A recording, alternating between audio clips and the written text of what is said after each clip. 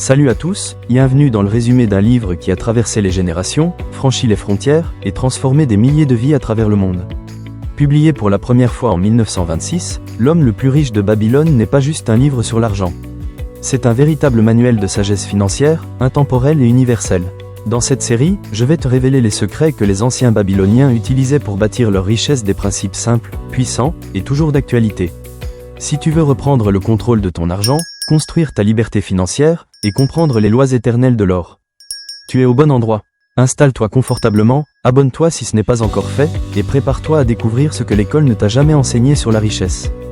Aujourd'hui, on va parler d'Arcade, le personnage principal, et surtout de son secret pour devenir riche. Ce n'est pas un conte de fées, c'est une méthode, et je vais vous la partager étape par étape. Arcade commence comme simple scribe, sans fortune. Il décide de poser des questions aux riches, de se former, et surtout de mettre en pratique. Il découvre les 7 remèdes à la pauvreté. 1. Se payer en premier. 2. 2. Contrôler ses dépenses. 3. Faire fructifier son or. 4. Protéger son capital. 5. Posséder sa maison. 6. Préparer l'avenir. 7. Développer ses compétences. Ce que j'aime chez Arcade, c'est qu'il ne se plaint pas. Il agit, et c'est ce que je vous invite à faire dès aujourd'hui. Se payer en premier, la règle d'or. Tu travailles dur, tu gagnes ton argent. Mais est-ce que tu te paies en premier? C'est la première leçon d'Arcade. Et elle est puissante. L'idée, mettre de côté 10% de ses revenus avant toute dépense. Pourquoi? Parce que tu es ton premier créancier. Comment? Virement automatique, enveloppe, application. Résultat, tu crées un capital de départ pour investir. Essaie pendant 30 jours. Tu verras que tu peux vivre avec 90% et tu commenceras à bâtir ta liberté. Contrôler ses dépenses sans se priver. On pense souvent que contrôler ses dépenses, c'est se priver. Faux, c'est choisir ce qui compte vraiment.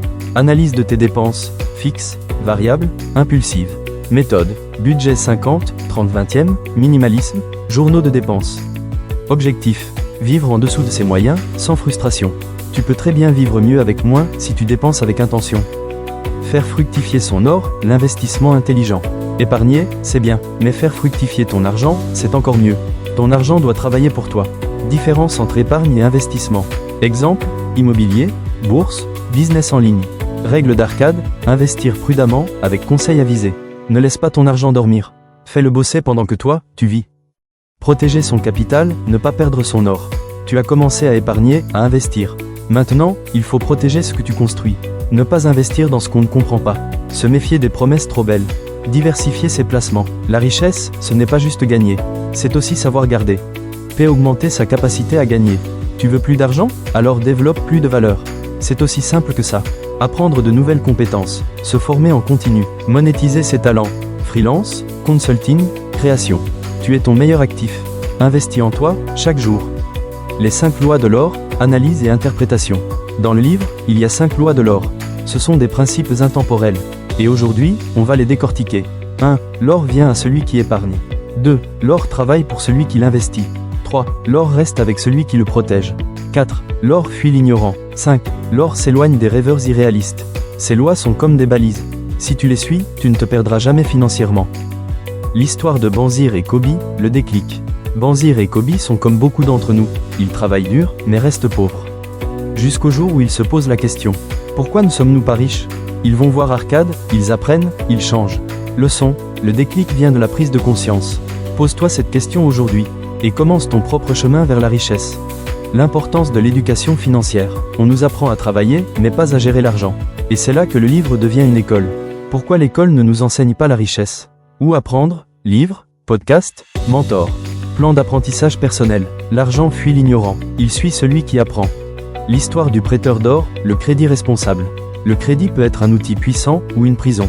Dans Babylone, on apprend à l'utiliser avec sagesse. Quand emprunter est utile. Comment éviter le surendettement? Le crédit dans l'Antiquité versus aujourd'hui. Emprunte pour construire, pas pour consommer. La chance et la richesse, mythe ou réalité? Est-ce que les riches ont juste eu de la chance? Le livre nous dit non. Ils ont su saisir les opportunités. L'histoire du marchand chanceux. Préparation plus action égale opportunité. Créer sa propre chance. La chance favorise les audacieux. Prépare-toi, et elle viendra. Construire un plan financier babylonien. Tu veux appliquer tout ce qu'on a vu? Alors construis ton plan, comme un architecte de ta richesse. Objectif à court, moyen, long terme. Épargne, budget, investissement. Suivi mensuel et ajustement. Un plan, c'est ce qui transforme un rêve en réalité. Les erreurs des pauvres selon Babylone. Pourquoi certains restent pauvres malgré leurs efforts? Le livre nous donne des pistes. Dépenses impulsives, manque de vision, dépendance aux autres. La pauvreté n'est pas une fatalité. C'est souvent une habitude. Et les habitudes, ça se change. Synthèse et plan d'action personnel. On arrive à la fin de cette série. Tu as maintenant les clés. Il est temps de passer à l'action. Résumé des 7 remèdes et 5 lois. Challenge 30 jours, semaine 1, épargne. Semaine 2, budget. Semaine 3, investissement. Semaine 4, formation. Tu peux changer ta vie financière. Et ça commence maintenant. Le rêve de Banzir. Banzir s'endort, épuisé par une journée de travail. Dans son rêve, il nage dans une mer d'or, ses mains pleines de pièces scintillantes. Mais au réveil, il est toujours pauvre. Ce rêve devient un déclic. Il ne veut plus rêver de richesse, il veut la comprendre et la construire. 2. Le dilemme du marchand. Scène de marché animé. Un jeune marchand reçoit une belle somme après une vente. Il hésite, acheter des vêtements luxueux ou investir dans une nouvelle cargaison. Il choisit l'investissement. 10 ans plus tard, il possède 3 échoppes, emploie 10 hommes et enseigne à son fils. L'or dépensé s'évapore. L'or investi se multiplie. 3. La tentation du luxe. Scène intime dans une maison babylonienne. Plus grand que Kobe rentre chez lui avec une bourse pleine. Sa femme lui parle d'un collier magnifique vu au marché. Il sourit, mais se souvient des paroles d'Arcade. Les bijoux ne nourrissent pas l'avenir. Il décide d'investir dans un terrain. Des années plus tard, ce terrain lui rapporte 10 fois plus qu'un collier. 4. La sagesse du vieux prêtre. Scène dans un temple silencieux. Plus grand que Arcade discute avec un vieux prêtre. Celui-ci lui dit, la richesse est une bénédiction. Si elle est partagée, touchée, Arcade commence à transmettre ses connaissances aux jeunes de Babylone. Il devient non seulement riche, mais respecté et aimé. 5. Le piège de l'avidité. Scène nocturne, ambiance tendue.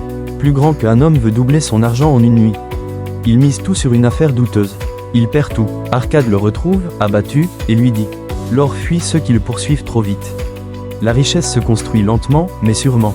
6. Leçon d'épargne pour les jeunes. Scène dans une école ou cercle d'apprentissage. Plus grand que Arcade parle à un groupe de jeunes. Commencez à épargner dès votre premier salaire. Même une pièce par jour devient une fortune avec le temps. Les jeunes rient, mais un seul applique le conseil. 10 ans plus tard, il est le seul à avoir bâti une entreprise. 7. Le pouvoir des petites habitudes. Montage rapide de gestes quotidiens. Plus grand que chaque matin, Arcade note ses dépenses. Il découvre que les petites dépenses inutiles ruinent les grandes ambitions. Il réduit, optimise et investit. Sa fortune grandit sans qu'il ait besoin de travailler plus. 8. L'art de dire non. Scène entre amis. Plus grand qu'un ami demande un prêt. Arcade refuse gentiment. Je ne prête qu'à ceux qui savent faire fructifier l'or. L'ami est vexé, mais revient un an plus tard, transformé, avec un plan solide. Cette fois, Arcade accepte. 9. Leçon de patience. Scène dans un jardin. Plus grand qu'un jeune impatient demande à Arcade comment devenir riche en un an. Arcade lui montre un arbre. Il faut du temps pour qu'il donne des fruits. L'or est pareil. Plante-le, nourris-le, et attends. Le jeune comprend, et commence à bâtir lentement. 10. Le cercle vertueux. Animation ou métaphore visuelle. Plus grand que Arcade explique. L'or bien investi rapporte des intérêts. Ces intérêts sont réinvestis, et ainsi naît le cercle de la richesse. Une pièce devient 2, puis 4, puis une fortune. La magie des intérêts composés. 11. Babylone en crise. Scène historique dramatique. Plus grand que Babylone est en ruine. Le roi convoque Arcade, enseigne à mon peuple comment reconstruire sa fortune. Arcade forme des maîtres, qui forment des élèves. En quelques années, la ville renaît, plus prospère que jamais. 12. Le marché de Babylone. Scène immersive dans le marché. Des cris, des échanges, des pièces qui tintent. Arcade observe. L'or change de main, mais rarement de maître. Il comprend que la richesse ne vient pas du hasard, mais de la discipline. Leçon gravée dans la pierre. Scène mystérieuse dans une grotte ou ruine. Plus grand que sur une tablette antique, celui qui respecte l'or sera respecté par lui. Un jeune découvre cette inscription et décide de suivre les lois de l'or. Sa vie change à jamais. La bibliothèque secrète. Scène d'aventure. Plus grand que Arcade cache ses secrets dans des parchemins. Un jeune apprenti les découvre et commence à les lire. Chaque page contient une loi, une stratégie, une vérité. Il les applique et devient à son tour un maître de l'or. La dernière leçon d'Arcade. Scène émotive, fin de vie. Plus grand que avant de mourir, Arcade dit à son fils, la richesse est une discipline. Si tu l'oublies, elle t'oubliera. Son fils grave ces mots dans la pierre et les transmet à ses enfants. Ainsi, la sagesse d'Arcade traverse les générations. Pour conclure, L'homme le plus riche de Babylone n'est pas juste un livre sur l'argent, c'est un guide intemporel sur la sagesse financière. À travers les enseignements d'Arcade, Georges Lesclazon nous montre que la richesse se construit avec discipline, patience et bon sens. Que ce soit en épargnant régulièrement, en investissant intelligemment ou en apprenant des erreurs, chacun peut bâtir sa propre prospérité. Ce livre nous rappelle une vérité simple. La liberté financière commence par de petites décisions répétées chaque jour. Dites-moi en commentaire, quelle leçon du livre vous a le plus marqué? Et comment comptez-vous l'appliquer dans votre vie? Abonne-toi pour plus de résumés de livres inspirants, de conseils en finances personnelles et de stratégies pour bâtir ta liberté financière. Active la cloche pour ne rien manquer.